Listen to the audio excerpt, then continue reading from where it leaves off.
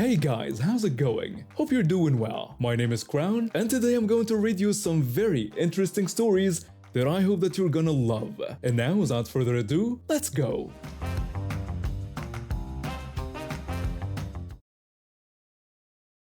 I signed the lease to this one apartment and moved in that weekend with my beat-up couch, a mattress, and about 6 boxes of stuff. The building stayed quiet most of the time. I worked from home doing data entry, spending most days at my desk with headphones on, typing away. I didn't throw parties. I didn't even own a TV yet. My idea of a wild Friday night was ordering takeout and reading until I fell asleep. Perfect neighbor material, or so I thought. My upstairs neighbor had other ideas. She started on day 3. I was unpacking my kitchen stuff when I heard pounding bass coming through the ceiling. It was 2 in the afternoon, so I figured maybe she was cleaning or something. But then it happened again at 11 that night, and again at midnight, and 1 in the morning. By 3, I was wide awake staring at my ceiling, wondering if this was going to be a regular thing. It was. The next morning I found a trash bag sitting right outside my door. Not hers, mine, even though I'd never put trash in the hallway. When I carried it downstairs to the dumpster, I saw her watching from her window with this smug little smile. A few days later, the building manager knocked on my door. He said he needed to talk to me about noise complaints. I asked him who was complaining, and he told me my upstairs neighbor claimed I'd been playing loud music late at night and slamming doors.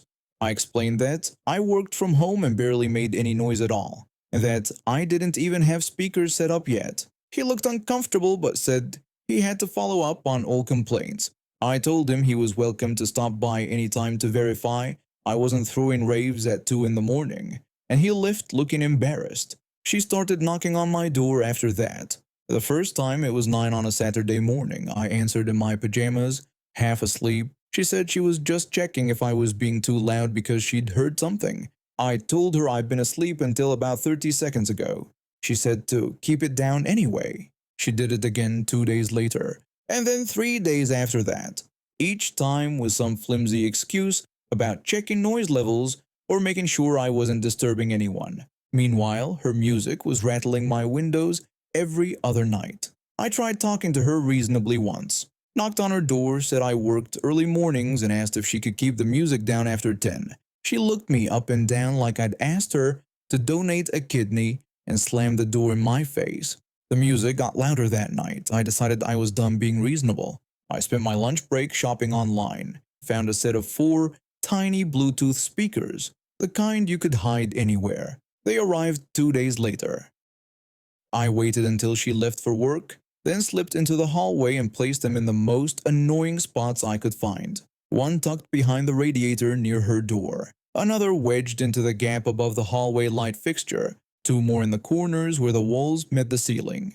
They were small enough that you'd never notice them unless you were specifically looking. Then I downloaded the sound effects app and got creative. I started small. Tuesday night at 11:30, right when her music usually started, I played a faint duck quack. Just one, barely loud enough to hear. Then nothing for 20 minutes. Then another quack. I watched through my peephole when her door opened and she stuck her head out looking confused. Wednesday, I went with something weirder. Alien noises. The kind that sounded like a movie UFO hovering somewhere far away. I played them randomly throughout the evening, never in a pattern, never loud enough to pinpoint. I heard her stomping around up there, opening and closing her door, muttering to herself. Thursday was my favorite. I found a clip of someone chanting the same phrase over and over in this weird, robotic voice.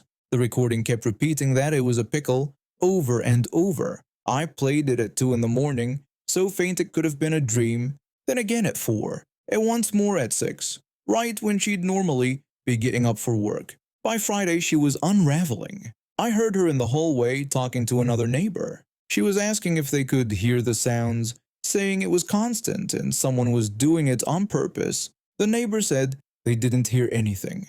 She insisted it was there, that she swore she could hear ducks and voices and weird humming noises.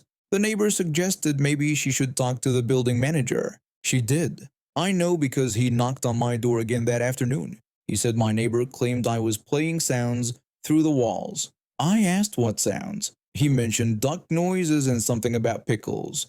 I told him I genuinely had no idea what he was talking about. He looked around my apartment, saw my bare walls and minimal furniture, and left looking even more confused than before. She bought sound meters. I saw her unloading them from her car, these fancy, professional looking devices.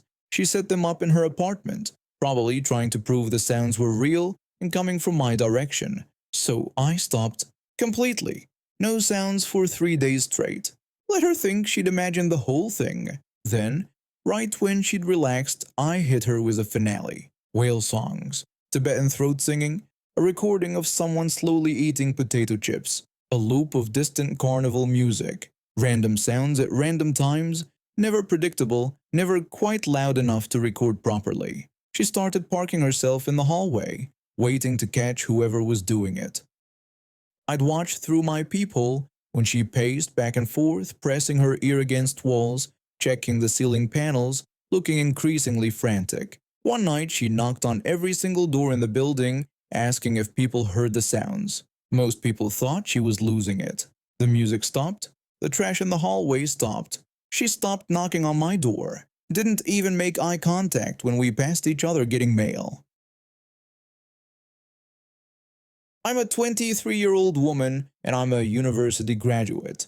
I live at home with my mother in a house she owns outright. The mortgage is completely paid off. I pay her rent, about half of what the market rate is for our area, and I do most of the housework too. Both me and my mother work a lot. I work in healthcare with irregular shift patterns, and my mother is self-employed, which means she occasionally has to travel for work. My brother is 31 years old. He's married to his wife, who's also 31, and they have a 6-year-old daughter together. On Friday, the three of them moved back into our mother's house. They had gotten a mortgage on a home of their own, but it turned out to have a lot of maintenance issues. The biggest problems were with their toilet and shower not functioning properly. On top of that, their heating doesn't work either. It's estimated to take at least a month to fix everything, so in the meantime, they're staying here with us. My brother's wife came to me the other day and asked if I could take their daughters to school. She explained that the school is a 5-minute drive from the hospital where I work. Normally, their neighbor, who has a child the same age, would take her daughter to school, but that's no longer an option now that they've moved out temporarily. My brother works full-time and his shifts clash with doing the school run because he starts at 7 in the morning. He and his wife share a car since she only works one shift a week on Sundays.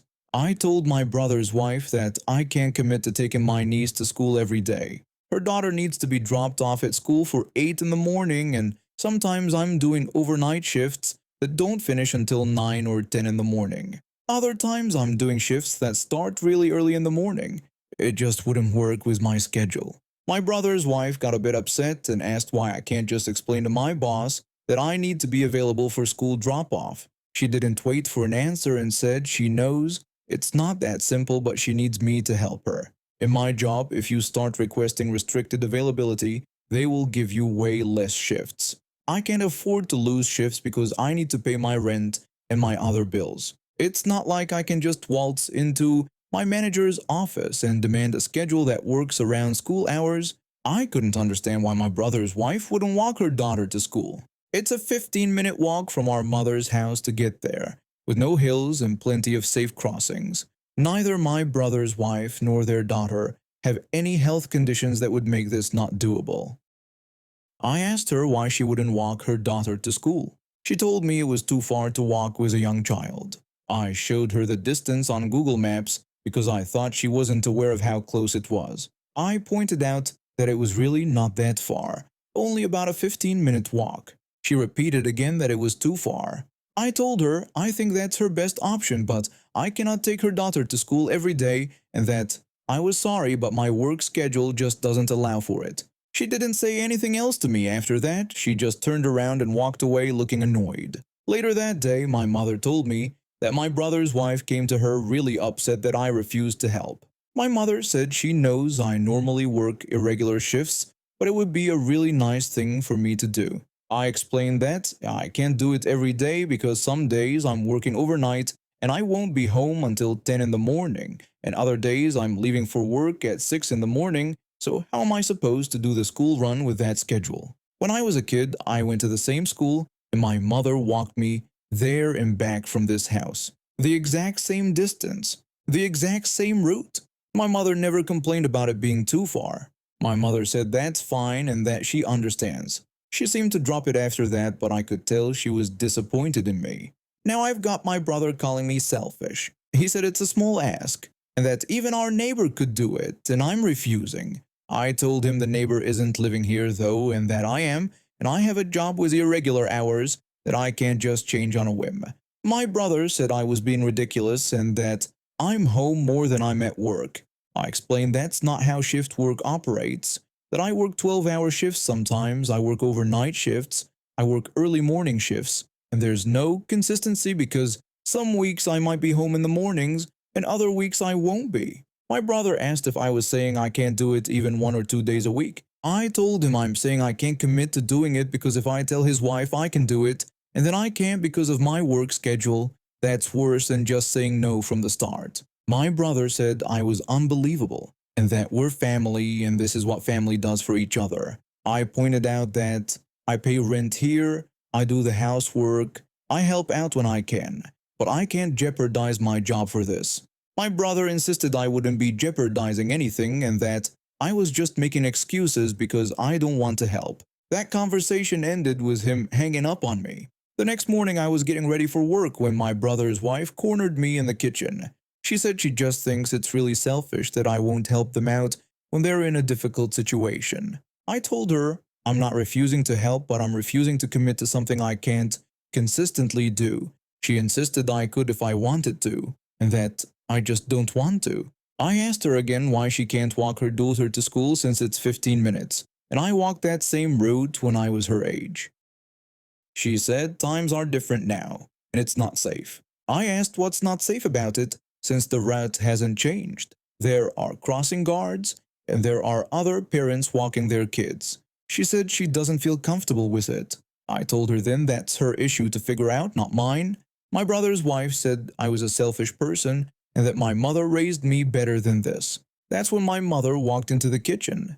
My mother asked what was going on. My brother's wife said she was just telling me how disappointed she is that I won't help family. My mother looked at me and then at my brother's wife. My mother said that when she raised her kids, she walked them to that same school from this house, rain or shine, and it was never too far because it was just part of being a parent. My brother's wife's face went red.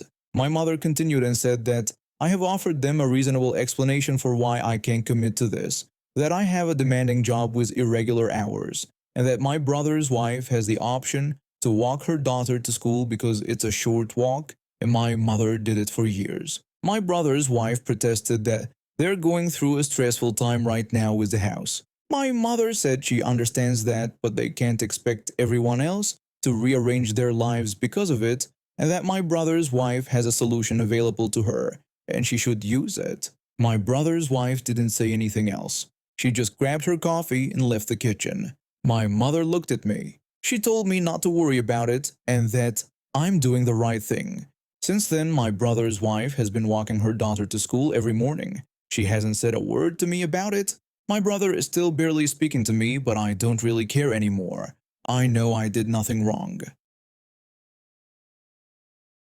My son had been looking forward to this trip for weeks. He and 3 of his friends from school had planned it all out, convincing their parents it would be good for them. Fresh air, nature, responsibility, all that stuff parents want to hear. The boys were all 14, old enough to handle themselves for a weekend at the lake campground while the rest of us parents stayed nearby in our own cabins. My ex-husband and I had cabins on opposite ends of the campground. We'd agreed to take turns checking on the boys throughout the weekend. The campground was one of those family-friendly places with designated swimming areas and hiking trails. The boys had set up their tent about 50 yards from the water's edge, in a spot that seemed perfect, close enough to enjoy the lake, far enough to be safe. My son had never learned to swim properly. We'd tried lessons when he was younger, but he had a bad experience with an instructor who pushed him too hard. And after that, he wanted nothing to do with pools or swimming. I respected his boundaries. The lake made me nervous, but he promised to stay out of the water and just enjoy fishing and hanging out with his friends. Everything was fine on Friday night. The boys roasted marshmallows, told stupid jokes, did all the normal camping stuff. Saturday morning, I checked on them around 9. They were eating breakfast and planning to go fishing. I reminded my son about the life jacket rule if he went anywhere near the water, and he rolled his eyes but agreed. Around 3 in the afternoon, my ex-husband called me. His voice was tight and angry in a way I hadn't heard in years. He told me I needed to get to the hospital right away. When I asked what happened and if our son was okay, he just repeated that I needed to get there. He said he was already on his way. My hand shook so badly I could barely grip the steering wheel. The hospital was only 15 minutes from the campground, but it felt like hours. When I got there, I found my ex-husband in the waiting room with 2 of our son's friends. Both boys were wrapped in blankets, one of them shivering despite the warm day. I asked where my son was. My ex-husband pointed toward the emergency room entrance and explained they were checking him over. He said the other boy who went in the water was back there too. The friend who wasn't shivering, a kid I'll call Jake, started talking fast. His words stumbled over each other. He swore they weren't doing anything wrong and said they were just throwing a football around near their campsite. The shivering boy, who I'll call Marcus, nodded and added that this woman came over yelling at them about making noise. He said she told them they were disturbing her peace and needed to move away from her cabin. Jake explained they weren't even that close to her cabin. He said they were at least 100 feet away and it wasn't even that loud. He insisted they were just talking and laughing. My ex-husband cut in and told me the woman lived in the cabin closest to where the boys were camped. He said apparently she'd been complaining to the campground office all morning about noise. Marcus continued the story. He said the woman kept getting closer and more aggressive. He explained that my son told her they had permission to be there and weren't breaking any rules. He said she didn't like that. Jake jumped back in and described how she started screaming about disrespectful kids and how they were ruining her vacation. He said my son stood up for them and told her she couldn't talk to them like that. My stomach dropped. I knew my son. He was polite, but he didn't back down when he thought something was unfair. Marcus went on. He said the woman grabbed my son's arm and he pulled away. Then he told me she just pushed him, hard, right toward the water. Jake described how my son fell backward into the lake and went under immediately. He said they started screaming for help, but the woman just stood there watching. Marcus explained that he jumped in after my son. He mentioned he was on the swim team, so he thought he could get him out fast, but he said my son panicked and grabbed onto him and they both went under. He added that the water was deeper than he thought. Jake told me he called 911 and then called all the parents he could reach. He said my ex-husband got there first. My ex-husband's jaw was clenched when he picked up the story. He said by the time he arrived, Marcus had managed to drag our son to shallower water. He told me they were both coughing and gasping. He added that the woman was still standing there. When he asked what happened, he said she tried to claim the boys had been threatening her. I told him she was lying. He agreed and said he knew that. He explained the other boys saw everything. He said he called me, then called 911. He told me the campground manager came over and the woman started yelling about how the boys had been harassing her all day. But he added that other campers backed up the boys' story. They said she'd been the one causing problems. A nurse came out and told us we could see our son. He was in a bed with an oxygen monitor clipped to his finger, looking pale but alert. The boy who'd saved him, Marcus, was in the next bed over. My son called out to me when he saw me walk in. I grabbed his hand and told him I was there and that he was okay. He said he couldn't breathe and thought he was going to die. Marcus added that he almost couldn't get him out. He said he didn't think they'd make it. The doctor came in and explained they were both stable. Some water in the lungs, but nothing that wouldn't clear up. They wanted to keep both boys for observation for a few hours. 2 police officers arrived an hour later to take statements. They'd already arrested the woman at the campground. The other campers had recorded parts of the confrontation on their phones. The video clearly showed her pushing my son without any physical provocation from him. The officer explained they charged her with assault and reckless endangerment. He said given that she knew my son couldn't swim and pushed him anyway, The prosecutor was confident about the charges. My ex-husband simply said good. The case moved faster than I expected. The woman tried to claim self-defense, but the video evidence and witness statements buried that argument. She was convicted 3 months later and sentenced to 8 months in jail, with probation after release. My son still won't go near the water. Marcus checks in on him sometimes. They weren't close before, but nearly drowning together creates a bond. The other boys from that trip stay in touch too. I've been a structural engineer in Christchurch for 8 years now. 31 years old, got my chartership, specialized in earthquake retrofitting. Around here, that's not just some niche specialty, it's basically essential. After everything this city's been through, making sure buildings can handle the next big one is life or death stuff. The work found me more than I found it. Honestly, I finished my degree right when the city was still recovering, still figuring out what to do with all these damaged buildings.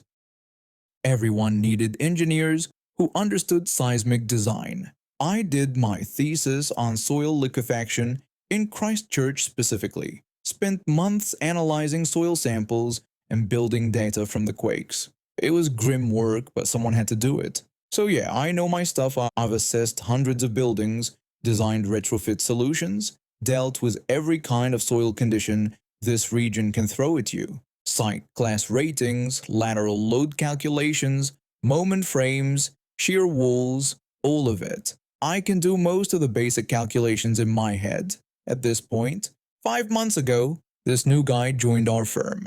Brendan, 28, came down from Auckland with about 2 years experience. Seemed nice enough in his first week, bit eager maybe, but that's normal. Young engineers usually are. Then he started explaining things to me. Basic things. The first time he explained what a shear wall was, I figured he was just nervous. New job, new city, trying to prove himself. I get it. So I just nodded and let him talk. Didn't want to make him feel bad.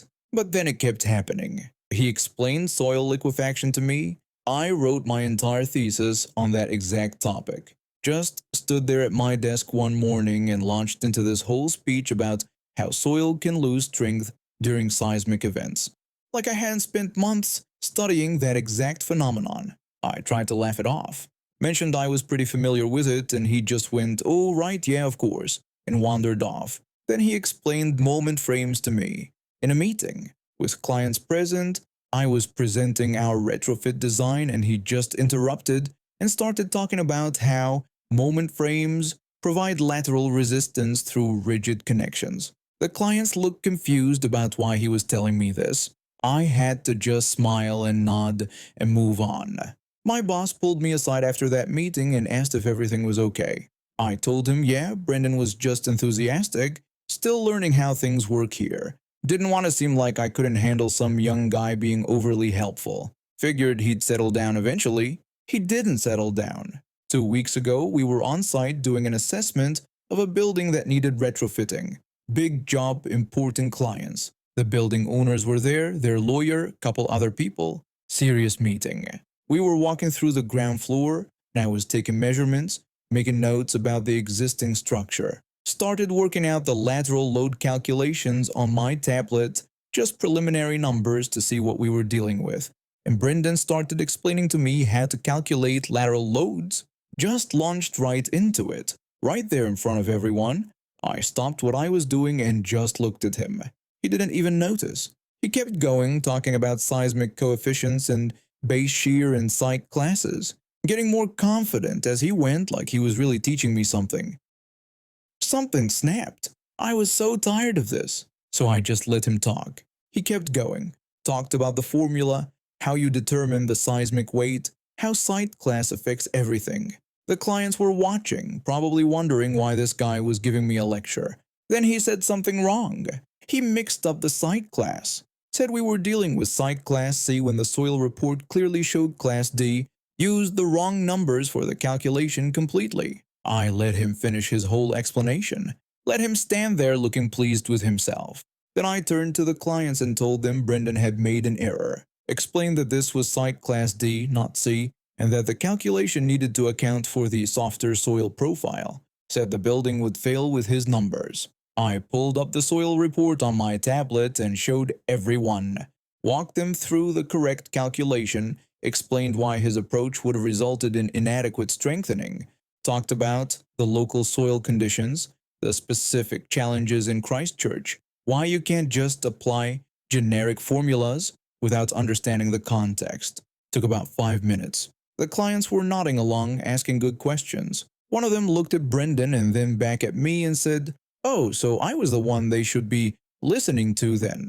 Brendan tried to recover, said he just misspoke, that he obviously knew about the psych class, just got confused for a second.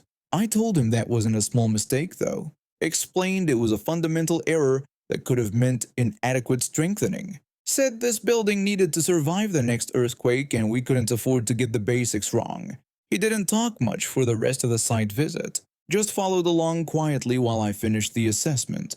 Back at the office, he pulled me aside. He was angry, told me I'd embarrassed him on purpose back there. I said yeah, I did. He said that was completely unprofessional. I told him he'd been embarrassing me for months, said he'd been treating me like I didn't know my own job, explaining basic concepts to me in front of clients. So yeah, when he started doing it again and got the information wrong, I made sure everyone knew he was wrong. He said he was just trying to help. I told him I didn't need his help, said I needed him to stop assuming I needed his help. He went to our boss to complain that I was unprofessional. Boss called me in and asked what happened. I explained the whole thing, the months of condescending explanations, the site class error, all of it. My boss sighed and rubbed his face, told Brendan maybe he should focus more on learning from senior engineers than explaining things to them. Since then, Brendan's been weird around me, overly polite but obviously annoyed. He says good morning and asks how I am in this stiff, formal way. Doesn't offer any more helpful explanations though. Some of the other guys think I went too far. Said I should have corrected him privately, not in front of the clients, that I made him look incompetent. But he was giving the clients wrong information. That's not just annoying, that's dangerous. These buildings have to protect people's lives. I can't let someone give bad calculations because I'm worried about his feelings. Also, maybe don't explain earthquake engineering to someone who's been working in Christchurch through all the retrofitting for the past 8 years. Just a thought. I got my degree in supply chain management and landed the job at a manufacturing company right after. I handle logistics coordination, inventory management, and supplier relations. The best part about this job is that I can drive to work, which only takes me 20 minutes door to door. When you've got shifts that rotate between midnight, 8 in the morning, and 4 in the afternoon, having your own car is essential. The alternative is public transport, which would take me a full hour each way and require 3 different transfers. When you're trying to catch a midnight shift, standing around waiting for buses that may or may not show up on time isn't ideal. My senior coworker has a cushy 8 in the morning schedule every single day. He's been with the company for about 8 years, so he's got seniority, and that means he gets the good shifts. He also drives to work, has this nice sedan that he's very proud of and talks about constantly. About 2 months ago, our manager told us we had an important supplier visit coming up. This supplier manufactures some of the key components we use in our products, and we needed to discuss expanding our contract with them. Their facility was located about an hour's drive from our office, further out into the industrial zone past the city limits. Since my senior coworker handles most of the direct supplier relationships, this whole thing was supposed to be his responsibility. He was meant to coordinate the meeting times, prepare the documentation, arrange the logistics, all of it. But somehow, over the next few weeks, more and more of these tasks kept landing on my desk. First, it was just helping him draft some emails. Then it became me actually sending those emails. Then I was the one following up on responses, confirming attendance, preparing the presentation materials, compiling the data sheets. Before I knew it, I had basically organized the entire visit while he sat back and occasionally asked me how things were progressing. The only question that remained was who would be driving us to this meeting. About a month before the scheduled visit, my senior started dropping hints. Nothing direct, of course. He'd just make these casual comments throughout the day. He'd complain about how he really didn't feel like making that long drive next month, or he'd wander over to my desk with this thoughtful expression and ask if I'd ever been out to that industrial area before, where the supplier is located. I'd tell him no, I hadn't been there. He'd say okay, and that he was just wondering. This went on for weeks. Every few days, another comment, another hint, another leading question. It was obvious what he was doing. He wanted me to volunteer to drive. He wanted me to offer to chauffeur him around after I'd already done most of his work, organizing this whole thing. I kept shutting him down, kept my responses short and non-committal. I wasn't about to add company driver to my list of responsibilities, especially not for someone who couldn't even be bothered to handle his own job. Then one afternoon, about 2 weeks before the visit, I was walking past the meeting room and I heard my senior talking to our manager through the half-open door. He said we still hadn't really figured out the transportation situation yet, but our manager shouldn't worry because he'd work something out. Our manager told him to make sure it was sorted soon because this meeting was important. I waited. I gave him 3 full days to present whatever solution he'd supposedly figured out, but nothing came. Just more of the same hints and leading questions, like he thought if he kept at it long enough, I'd eventually cave and offer to drive. I decided to force his hand. The week before our scheduled visit, I left my car at home and started taking public transport to work. I set my alarm a full hour earlier than usual so I could catch the first bus. The commute was exactly as inconvenient as I remembered. 3 different connections, lots of waiting around at stops, crowded vehicles during rush hour. But I was running on pure spite at this point. And honestly, it wasn't that bad. I caught up on all my podcasts, got through several episodes I'd been meaning to listen to.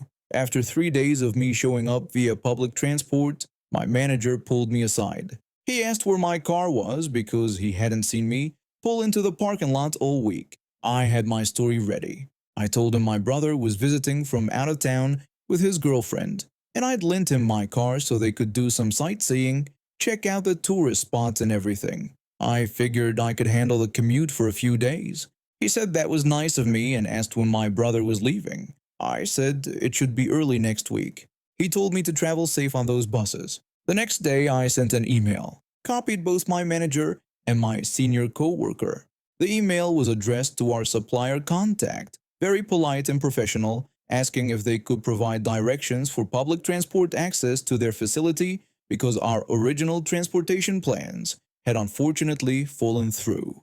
My manager's response came within 10 minutes, but it wasn't to the supplier. It was a message to both of us, asking us to come to his office immediately. When we got there, he was not happy. He asked what this was about transportation plans falling through. He thought my senior co-worker had said he had this figured out. My senior co-worker looked like he'd been caught with his hand in the cookie jar. He stammered that he was trying to work out the details, but things got complicated. My manager asked him what was complicated about it. He said my senior had a month to arrange a simple car ride. 1 whole month. And instead of actually figuring something out, he'd left his junior colleague to do all his work while he did what exactly. My senior tried to say he was overseeing things. My manager asked if he was serious about that. From what he could see, my senior wasn't overseeing anything. He said this was shameful behavior for someone at his level. Completely irresponsible. There was more, but I'll spare you the full dressing down. It went on for a good 15 minutes. My manager made it very clear that my senior would be driving us to the supplier visit. No excuses, no debates. The day of the visit arrived. My senior showed up with his pristine sedan, looking thoroughly unhappy about the whole situation. The drive there was quiet and awkward. The meeting itself went fine, very productive considering all the preparation I'd put into it. The drive back was just as silent. The next morning I pulled into the office parking lot in my own car right on time for my shift. My manager happened to be walking in at the same time. He greeted me and asked if my brother had left already. I said yeah, he headed home yesterday evening and I got my car back just in time. He said that was good timing. He smiled, and I'm sure he knew exactly what I'd done, but he didn't say anything else about it. And now we have reached the end of today's stories. Thank you for watching, and see you next time.